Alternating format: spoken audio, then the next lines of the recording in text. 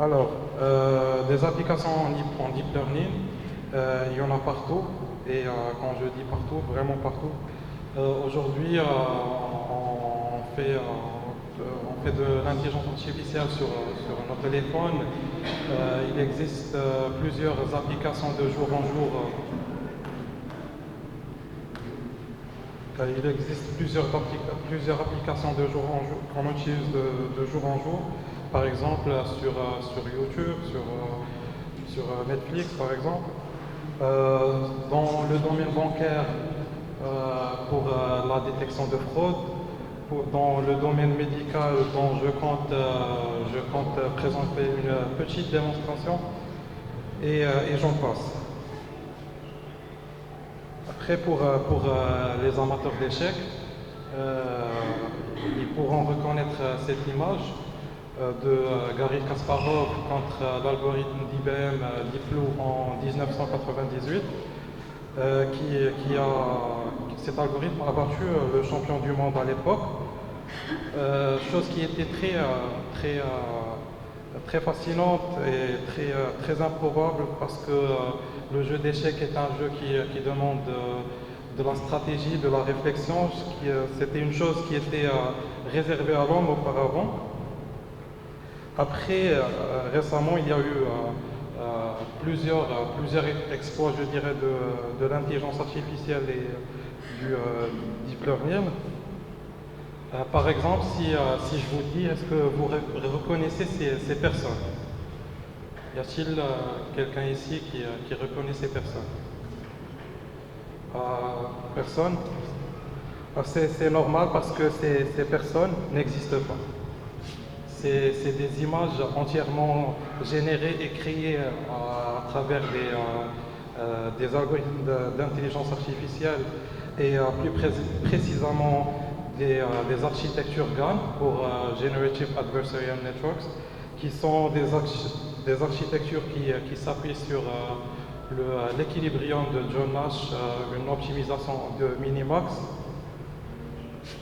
C'est un concept très fascinant. Je vous recommande de lire dessus. Ce bonhomme, celui-là, c'est un vrai. C'est un chercheur allemand qui s'appelle Jan Chrysler. Il a reconstruit l'empreinte digitale de la première ministre allemande Ursula von der Leyen en utilisant une image comme celle-ci. Il a réussi à reproduire son empreinte. Après, il y a plusieurs autres applications, surtout dans le domaine médical par exemple, où on peut faire des prédictions, des classifications, reconnaître des maladies ou bien prédire que cette personne risque de tomber malade. Alors, on entend parler beaucoup d'intelligence artificielle, machine learning, deep learning. Quelle est la relation entre eux?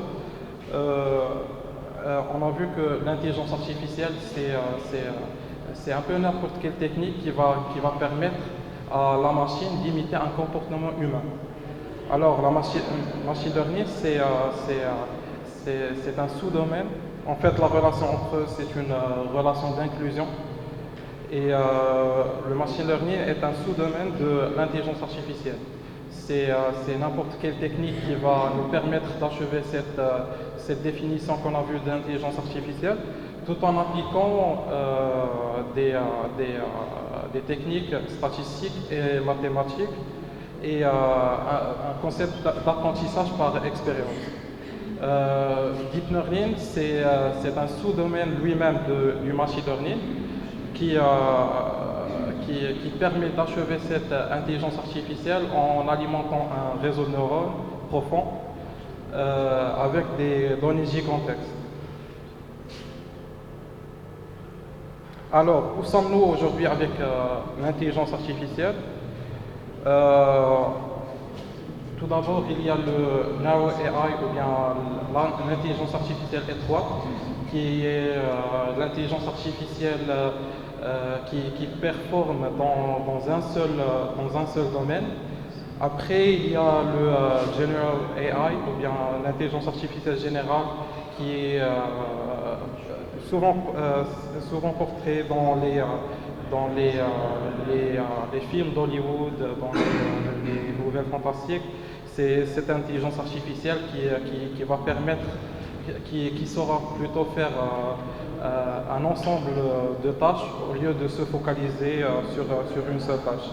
Aujourd'hui, on parle d'intelligence artificielle étendue, une sorte de terrain d'entente entre les deux, qui performe sur des tâches assez complexes que l'intelligence artificielle est. Alors, auparavant, qu'est-ce qu'on faisait par exemple pour détecter qu'un mail est un mail spam et pas légitime?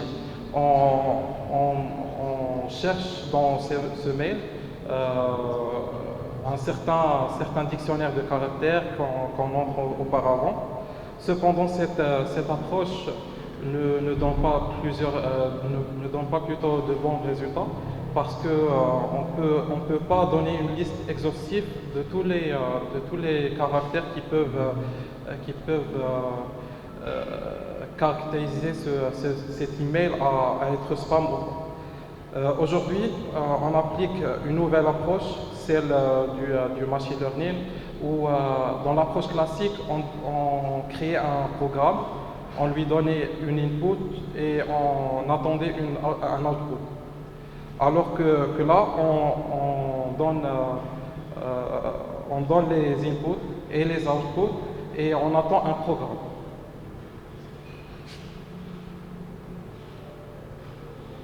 Bon, je vais essayer de passer un peu rapidement.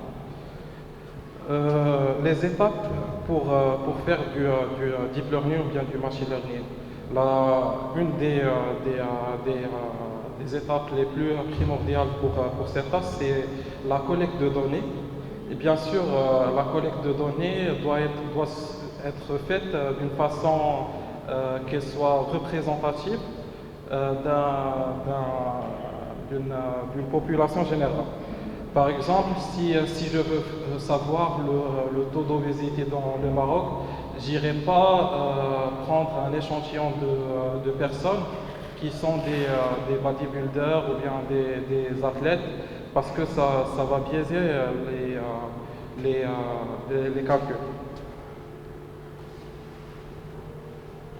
Alors, les types d'apprentissage, il y a l'apprentissage supervisé, c'est où les données que je vais entrer au modèle ces données sont des données annotées, ou bien qu'ils ont des labels. Je lui dis, tiens, voilà 25 000 images de chats et 25 000 images de chiens. Après, l'apprentissage non supervisé où on cherche à trouver des schémas cachés dans la data, et l'apprentissage par renforcement. C'est où on introduit un agent intelligent dans un environnement et il apprend à travers des punitions s'il fait des actions qui n'aboutissent pas à l'action voulue, ou bien des rewards, ou bien des récompenses s'il achève cette action. Une illustration pour illustrer un peu l'apprentissage renforcé. Ici, c'est une intelligence artificielle qui joue au jeu de Super Mario, pardon. Et c'est une des dernières générations qui a pu surpasser ce niveau. Un peu pour récapituler ce que je viens de dire, si les données sont discrètes et annotées, ils ont des labels, soit chat, soit chien par exemple, alors je vais faire de la classification ou bien de la discrimination. Après, si les données sont continues, Par exemple, je veux prédire l'émission de CO2 d'une certaine voiture avant même que je la confectionne. Alors, on fait de la régression. De même pour l'apprentissage non supervisé, je peux faire du clustering pour trouver des groupes dans des data qui est très utilisé le secteur bancaire, par exemple, et le secteur de télécom. Par exemple, je suis une banque, je veux savoir les catégories de mes clients. Cette catégorie fait partie de la catégorie grand public, VIP et autres. Après, on fait aussi la réduction de dimension, très utilisée dans la phase de pre-processing des données.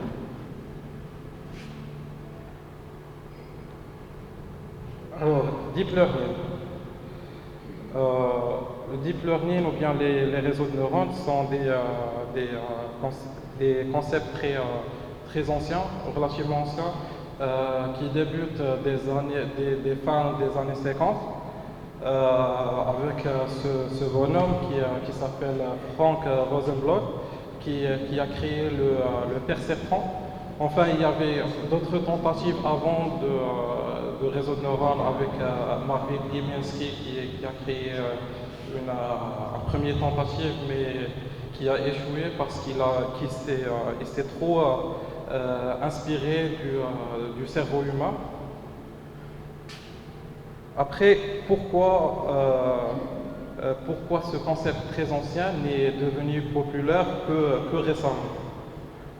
Tout d'abord, les avancées faites dans la performance des machines.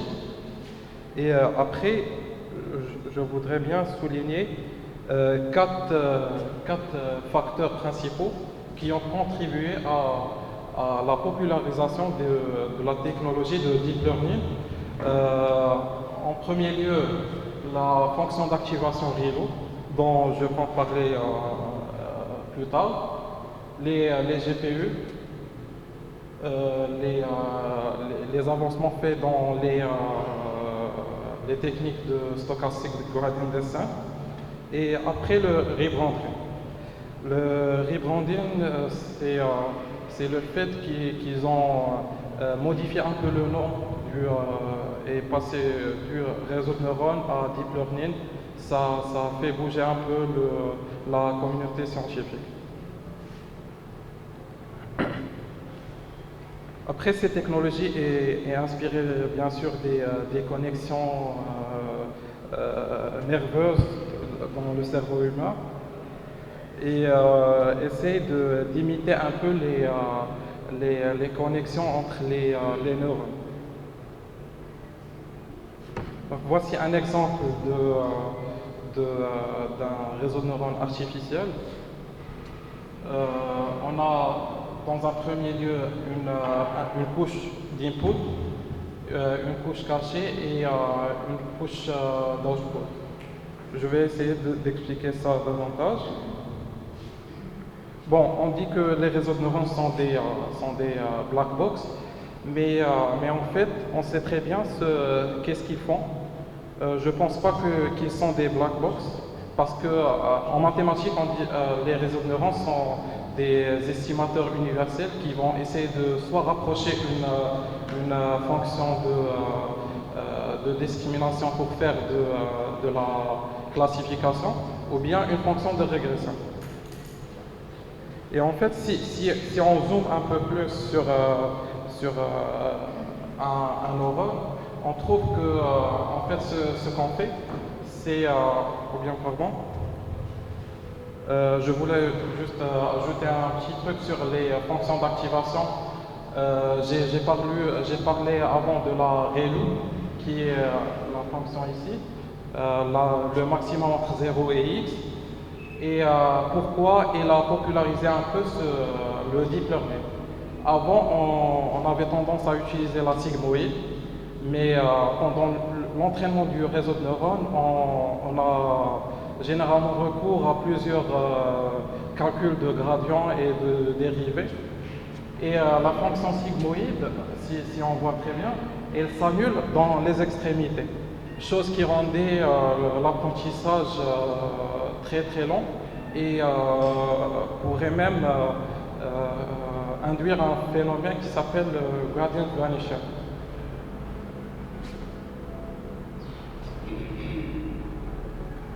Après, si on zoome un peu sur un seul neurone, on voit très bien ce qu'on va faire.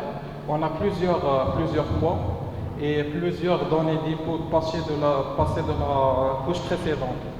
Ce qu'on va faire exactement, c'est le produit scalaire entre ce vecteur d'input et ce vecteur de poids, chose qui a été couverte amplement par le professeur Jauer. Alors, pour la fonction, pour le stochastic gradient descent, c'est une technique d'optimisation et on cherche à trouver le minimum de la fonction d'erreur. Par exemple ici, la fonction d'erreur ici c'est MSI et on va essayer de trouver le minimum qui est là. On va suivre plusieurs dérivés et on va chercher où la dérivée s'annule pas.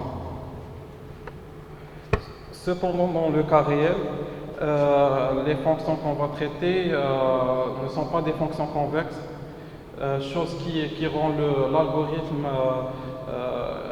il se coince dans des minimums locaux au lieu du minimum global qui est la partie optimale du réseau.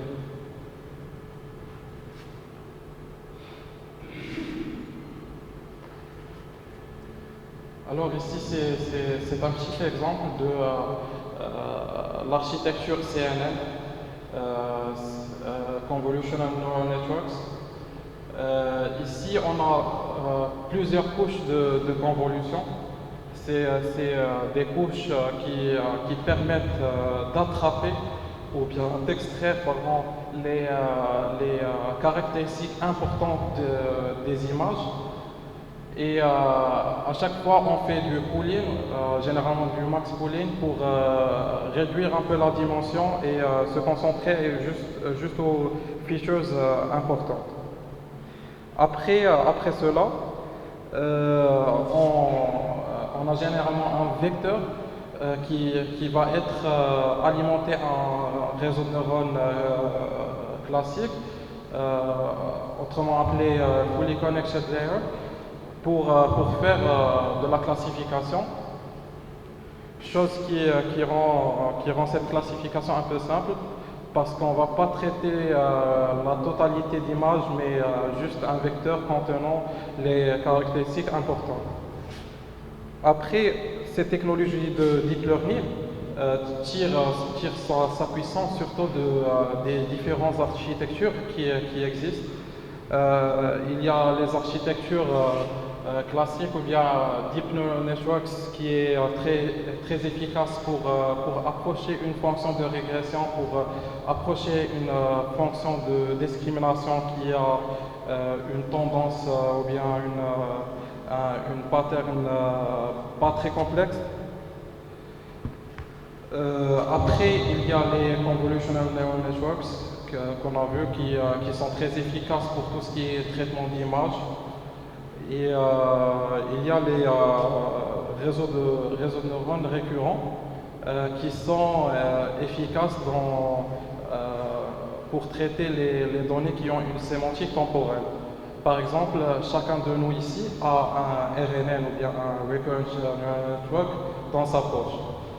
Par exemple, dans votre smartphone, si vous tapez bonjour, il va vous proposer monsieur ou bien quelque chose du genre. Il s'appuie donc sur les valeurs précédentes pour proposer une nouvelle. Maintenant, je vais vous montrer une petite démonstration d'une application dans le secteur médical que j'ai fait.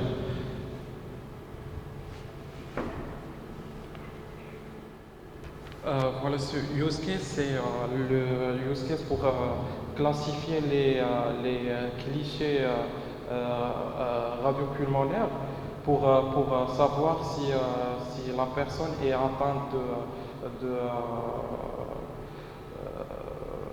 d'une maladie virale ou bien d'une bactérie ou bien, que la personne est saine. Par exemple, voilà, je trouve que le modèle ne ressort que cette personne appartient à la classe normale et n'est pas donc atteinte de maladie, et je vois très bien qu'elle me donne un taux de confidence. Ça veut dire que cette personne que le modèle est confident avec une probabilité de 90% que cette personne est une personne normale. C'est bon, merci.